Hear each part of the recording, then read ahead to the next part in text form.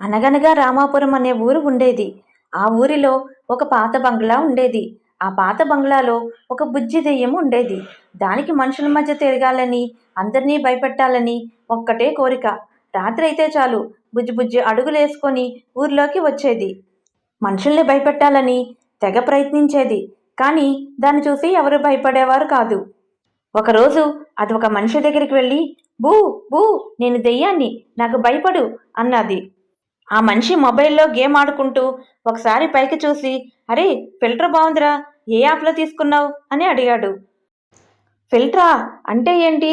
Filter లేదు గిల్టరు లేదు, నేను నిజంగా దెయ్యాన్ని, నాకు భయపడు అని మరొకసారి బూ బూ అని అరిచి భయపడ్డానికి ప్రయత్నించింది. దానికి ఆ మనిషి, సరిసర్లే, చేసింది ఎక్కువైంది, ఇంక వెళ్ళు అన్నాడు. ఇక చేసేదేమీ లేక బుజ్జిదెయ్యం నిరాశగా వెనక్కి వెళ్ళిపోయింది. ఇంకోసారి బుజ్జిదెయ్యం సెల్ఫీలు తీసుకుంటున్న ఒక అమ్మాయి దగ్గరికి వెళ్ళి భయపెడదామనుకుంది. బుజ్జిదెయ్యాన్ని చూసిన ఆ అమ్మాయి, అరే భలే తెల్లగా ఉన్నావు, నీతో సెల్ఫీ తీసుకొని పెడితే నాకు బోల్డ్ లైక్లు వస్తాయి అని సెల్ఫీ తీసుకోవడానికి పిలిచింది. సెల్ఫీ అంటే ఏంటో తెలియని బుజ్జిదెయ్యం ఎగురుకుంటూ అమ్మాయి పక్కకు వెళ్ళింది. ఆ అమ్మాయి బుజ్జిదెయ్యాన్ని సెల్ఫీ కోసం సెల్ఫీ మూతి పెట్టమంది. బుజ్జిదెయ్యానికి అదేంటో తెలియలేదు. నీకు ఇది కూడా తెలీదా అని నెత్తి మీద ఒకటిచ్చింది మన బుజ్జిదెయ్యానికి ఆ అమ్మాయి. దానికి బుజ్జిదెయ్యానికి కళ్ళు బైర్లు కమ్మి గిరగిరా తిరుక్కుంటూ అక్కడి నుంచి పారిపోయింది. ఇంకోసారి బుజ్జిదెయ్యం ఒక కొండ మీద రీల్స్ చేస్తున్న ఒక అబ్బాయి అమ్మాయి దగ్గరికి వెళ్ళింది. వాళ్ళు బుజ్జిదెయ్యాన్ని చూసి భయపడకపోగా, నువ్వు భలే ముద్దుగా ఉన్నావు, మాతో డాన్స్ చేస్తావా అని అడిగారు. డాన్స్ అనగానే సరదా పుట్టి మన బుజ్జిదెయ్యం కూడా వెళ్ళింది.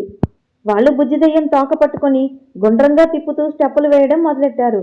దానితో బుజ్జిదెయ్యానికి కళ్ళు గిరగిరగిరమని తిరగడం మొదలెట్టాయి. ఎలాగో వారి దగ్గర నుంచి తప్పించుకొని బతుకు జీవుడా అనుకుంటూ అక్కడి నుంచి వెళ్ళిపోయింది.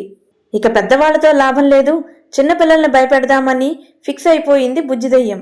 ఆ క్రమంలో ఒక చిన్న పిల్లాన్ని భయపెడదామని వెళ్ళింది. ఆ చిన్న పిల్లాడు మొబైల్లో గేమ్ ఆడుతున్నాడు. వాడేం చేస్తున్నాడా అని కుతూహలంతో మన బుజ్జిదెయ్యం వెనక నుంచి వెళ్ళి మొబైల్ చూసింది. వాడు మొబైల్లో డెవిల్ హంట్ అనే గేమ్ ఆడుతున్నాడు. కనిపించిన దెయ్యాన్నల్లా ఇష్టాసారంగా చంపేస్తున్నాడు. అది చూసిన బుజ్జిదెయ్యానికి నోటొక్కటి కొట్టింది. వెంటనే తోక ముడిచేసి అక్కడి నుంచి పరారైపోయింది. వెళ్ళి ఒక చెట్టు మీద కూర్చొని, ఈ మనుషులేంటి మా దెయ్యాల కంటే క్రూరంగా ఉన్నారు అని అనుకుంది బుజ్జిదెయ్యం. ఇక చచ్చినా ఈ మనుషుల మధ్య ఉండకూడదు, బతుకుంటే బలిసాకు తిని బతకొచ్చు అని పక్కనే ఉన్న శ్మశానంలోకి ఎగిరిపోయింది బుజ్జిదెయ్యం. బుజ్జిదెయ్యాన్ని చూసిన సాటి దెయ్యాలు, ఇన్నాళ్ళు మనుషుల మధ్య ఉన్నావు కదా, ఎలా భయపెట్టావు, ఏంటేంటి చూసావు అని అడిగాయి. భయపెట్టడమా?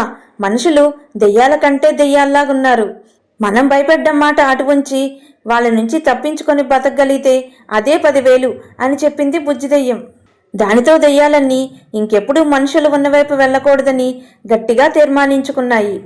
బుజ్జిదెయ్యం గ్రామాన్ని వదిలి వెళ్ళిపోయినా మనుషులందరూ బుజ్జిదెయ్యాన్ని గుర్తు తెచ్చుకుంటూ దానికి సెల్ఫీ దెయ్యం అని పేరు పెట్టి ముద్దుగా పిలుచుకున్నారు. మీకు ఈ కథ ఎలా అనిపించిందో కామెంట్ సెక్షన్లో తప్పకుండా కామెంట్ చేయండి ఫ్రెండ్స్.